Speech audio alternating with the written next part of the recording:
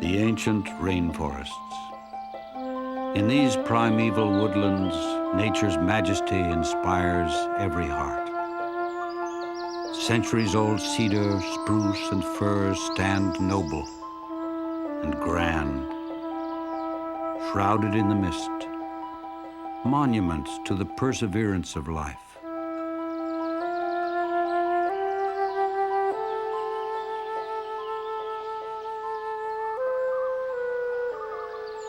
At home among these cathedral spires is life as it has always been here, wild and free, rich and diverse.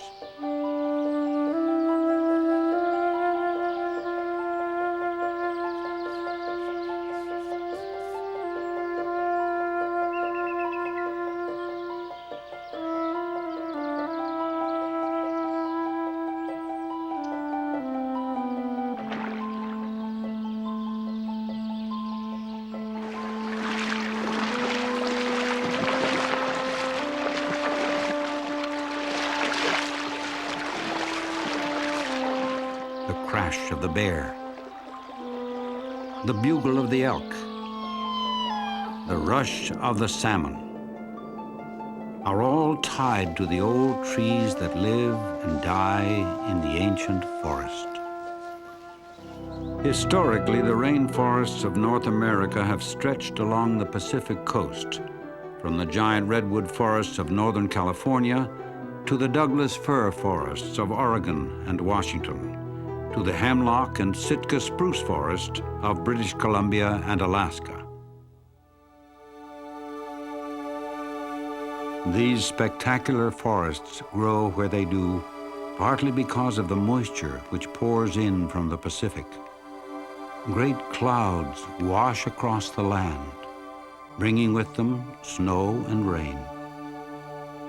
More than 200 centimeters of precipitation per year is common. The clouds moderate the climate.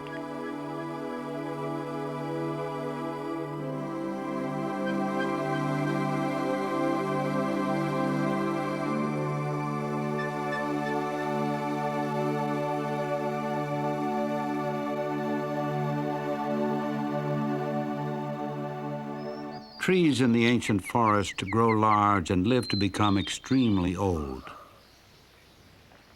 Evergreens grow best here. Their needles stay on the tree year-round, capturing whatever sunlight is available whenever it occurs.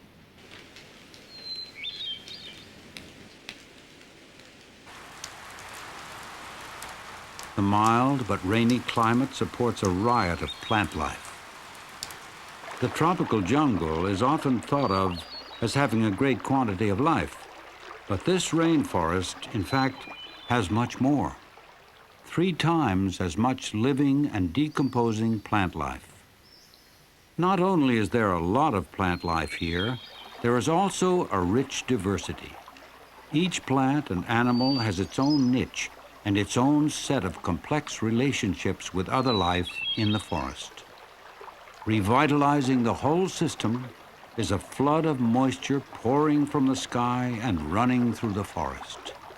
Together, the plants and soil act like a sponge, absorbing the water, holding it for a while, and using it for plant growth. The plants and animals which live in these cool and wet northwestern forests have evolved over centuries.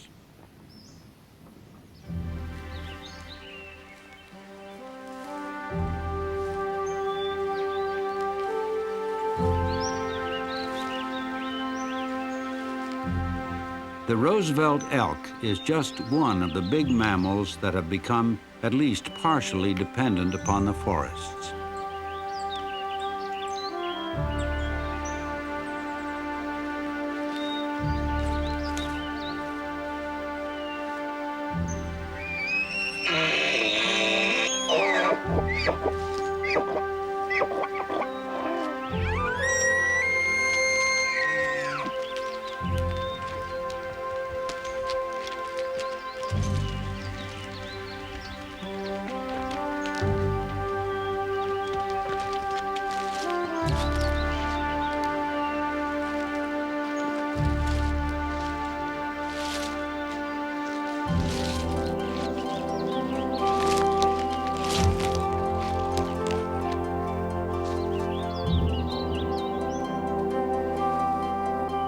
In the shadows of the giant redwoods of California, the Roosevelt elk act out their mating rituals year after year.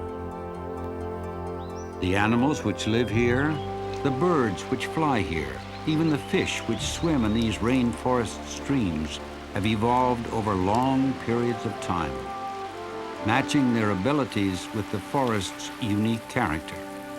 And these rainforests are unique.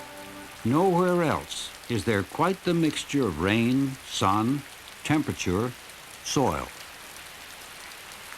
Perhaps the most important characteristic of these rainforests is the water which flows through them.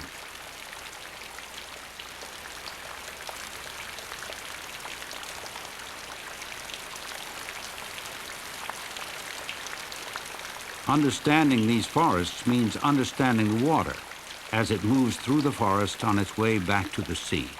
In fact, at times, it is difficult to determine where the forest begins and the water ends. Trees and rivers mingle in a virgin forest. The relationship is close, and sometimes big old trees fall into the river, creating natural barriers in its course.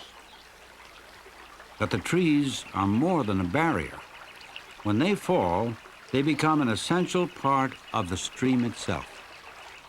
Scientists like Gordon Reeves of the U.S. Forest Service have taken a first-hand look at streams in virgin forest areas to see how they actually function.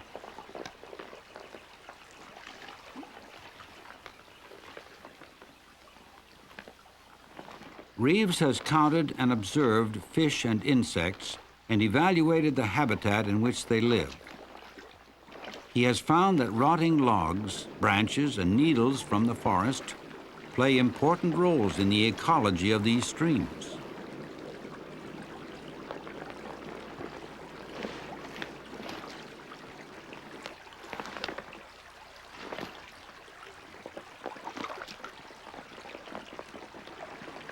Sunken logs add organic matter to the water, providing food and habitat for aquatic insects, which in turn become food for juvenile fish.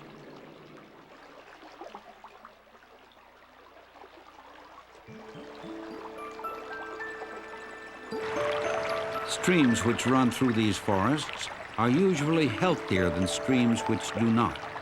The forest shades and cools the stream. The rotting logs in the stream speed the water up in some places, slow it down in others, creating pools and rapids. They help to aerate the water and add nutrients to it.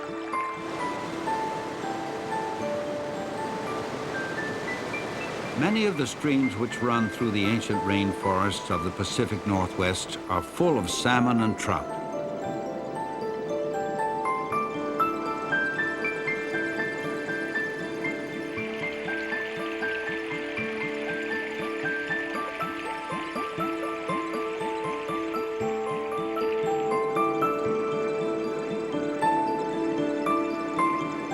These fish provide food for other animals. Seabirds feed on the eggs that salmon lay in the stream, but which wash away from the gravel spawning beds. And then there are bears. Brown bears, black bears, big bears and small bears. In Alaska, they come to the rivers to fatten themselves on the millions of salmon. It is not an accident that the greatest number of salmon and the greatest number of bears may be found in Alaska, where the greatest amount of virgin forest remains.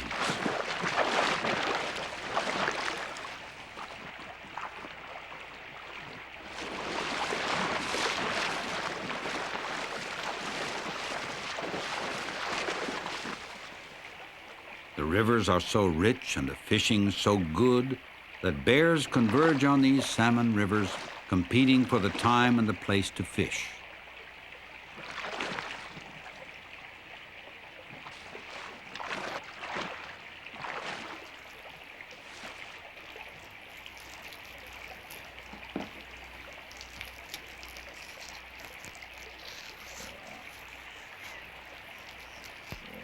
A small female is alert to the presence of a larger bear. Rather than fight, she gives way, moving off into the brush.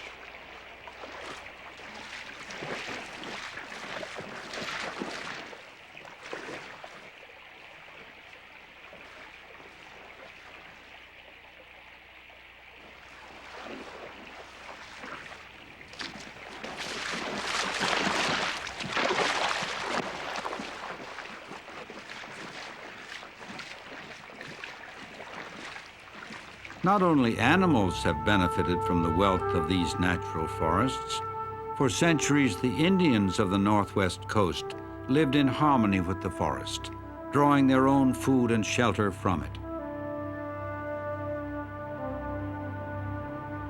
They depicted the forest's creatures on their totem poles, carved by hand from cedar logs from the forest. In their art is the spirit of an ancient civilization.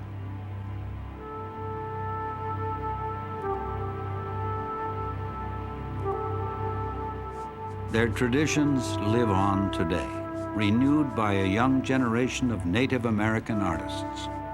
Like their ancestors, they seek the link between nature and themselves.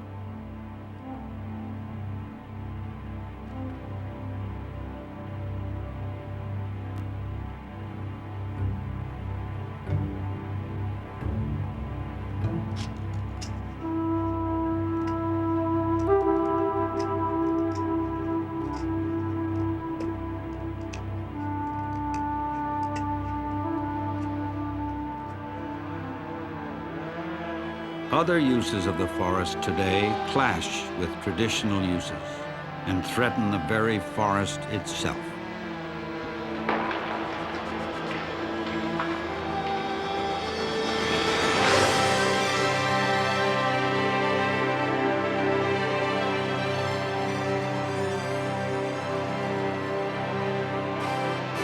Since colonial days, logging has cut a broad path through North America.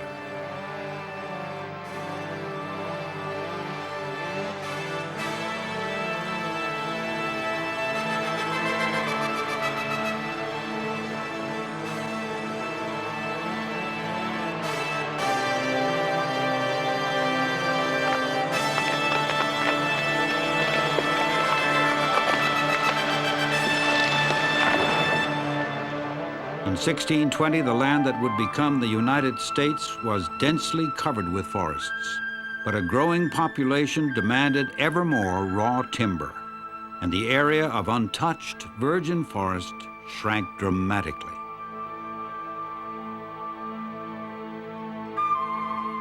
Today, only scattered fragments of the original forest remain.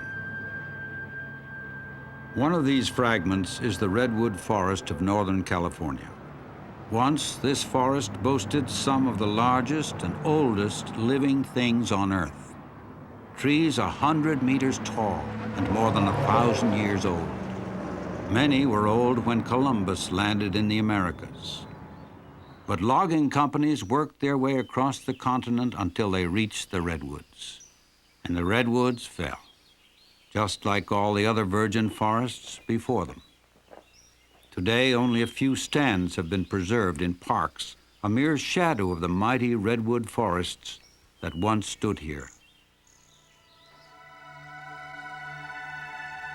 With the redwoods of California mostly gone, and the Douglas fir forests of Oregon and Washington falling fast, the logging industry turned its attention to Alaska.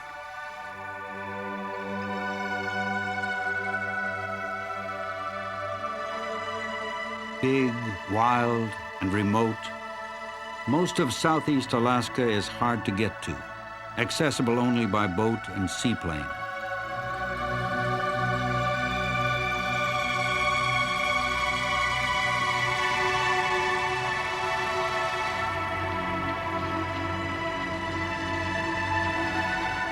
Some of the largest forests still stand here, safe from the saw for a while.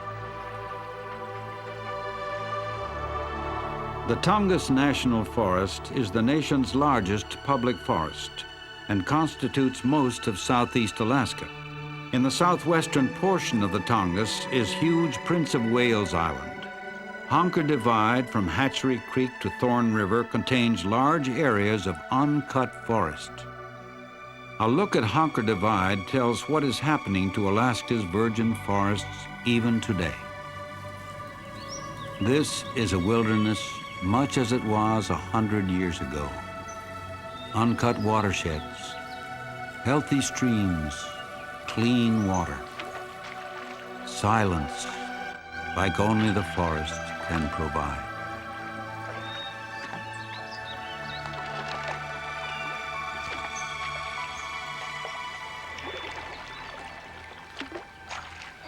Many people come here to canoe through vast stretches of pristine waterways and unbroken pools of lily pads, or to fish for some of the world's most prized salmon, steelhead, and trout.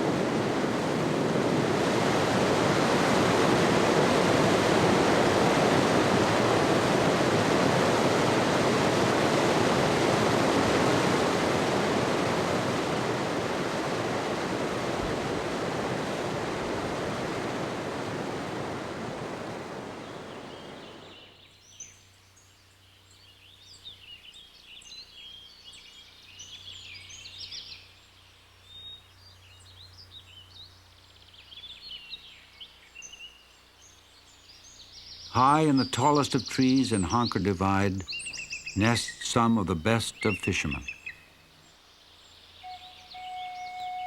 Bald eagles rely upon old trees for their nest sites. In early spring, a nesting pair finds a suitable tree, lays one or perhaps two eggs, and begins the painstaking process of raising a new generation.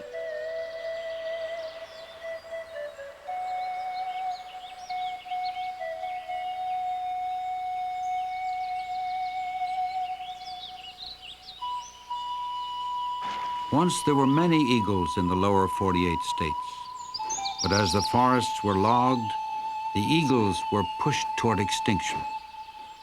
Their bastion, their security, now lies in the ancient forests of the north. The rich forests of Honker Divide also provide for the human residents of the island. These subsistence fishermen, just like the bears, count on salmon to make it comfortably through the cold winter. To the question, why preserve virgin forests? Honker Divide answers, salmon, bears, eagles, and people. An intact forest supports networks of life. If left uncut, these forest networks would support each other virtually forever. But logs are valuable, and the timber industry has found even this remote place. In its natural state, Prince of Wales Island was a wilderness twice the size of Rhode Island. Since logging began in earnest about 40 years ago, half of the commercial forest lands have been cut.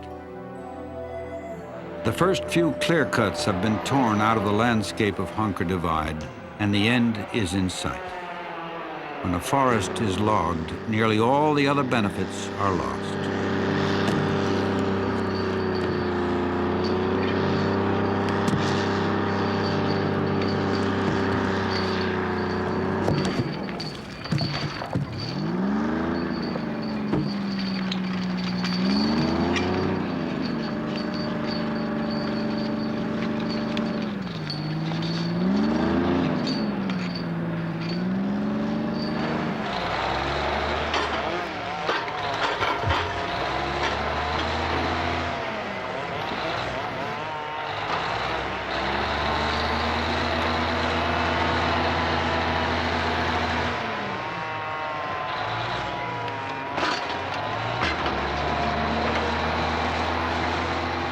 For those whose livelihoods are tied to cutting the forest, Hunger divide means employment, hard work, good pay.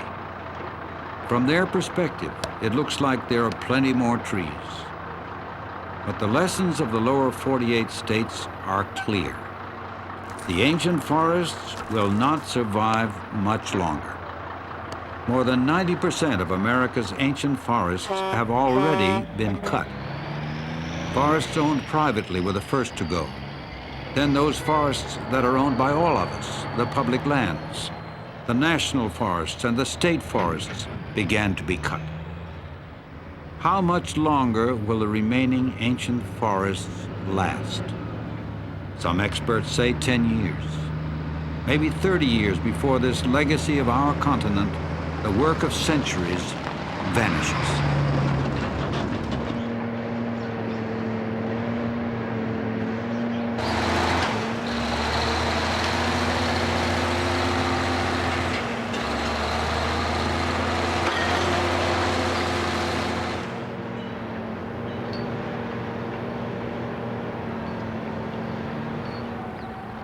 Today, many of the trees that are taken from these forests are exported to foreign countries.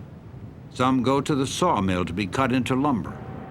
Most go to pulp mills to be turned into paper, rayon, or cellophane. More and more people are asking, what is the best use of these trees?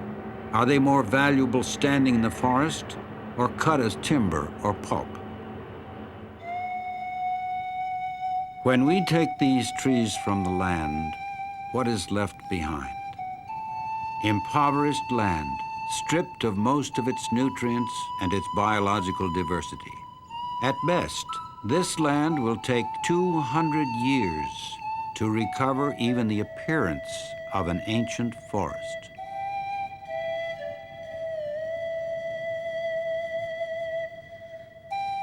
The timber industry says it can replace the trees, and it can. It can grow trees as we do corn in tree farms, but it cannot replace the ancient forest. Not now, not for generations to come. No one can replace the rich forest ecosystem that once stood here. Big old trees are an essential part of such an ecosystem. But an ancient forest is much more than just a stand of trees. In an ancient forest, trees are useful, even essential, long after they die. The down and rotting trees become a fertile nursery for new evergreens. A dead tree can support new life for hundreds of years. The rotting process is aided by a host of insects. Beetles and termites eat the wood and decompose it, forming the forest soil. A millipede digests conifer needles, turning them into nutrients. Such complex, beneficial relationships have been worked out over the 25 million years that evergreens have dominated this region.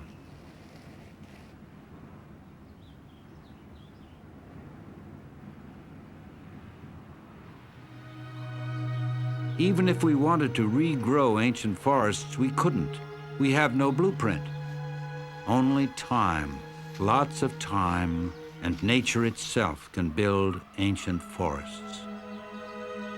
If left uncut, they will provide benefits in abundance, forever. Today, the world's forests are falling. In North and South America, Borneo, Indonesia, Chile, China, Europe, Africa, they are all being sawed down. Perhaps in some places, it is just simply too late to do anything about it. But here, in North America, there is still time to ask, how much of the ancient rainforest will we preserve?